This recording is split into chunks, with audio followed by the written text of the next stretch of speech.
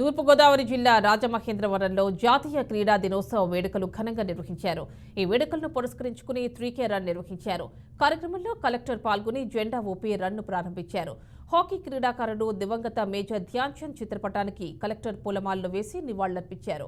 ప్రతి ఏడాది ఆగస్టు 29న ప్రముఖ హాకీ క్రీడాకారుడు దివంగత మేజర్ ధ్యాన్ చంద్ బర్త్డే సందర్భంగా జాతీయ క్రీడా దినోత్సవాన్ని నిర్వహించుకుంటున్నామన్నారు.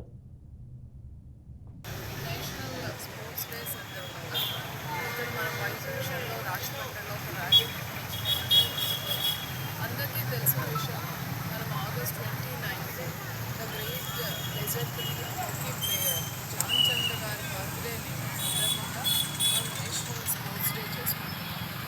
దీని యొక్క ముఖ్య ఉద్దేశం, ఎవరైతే మనకు 3 ఒలింపిక్స్లో బిఫోర్ ఇండిపెండెన్స్ గోల్డ్ మెడల్ సాధించారో ఆయన యొక్క సక్సెస్ని కమమరేట్ చేయడంతో పాటుగా ఆ స్ఫూర్తితో యంగ్ జనరేషన్లో స్పోర్ట్స్ మీద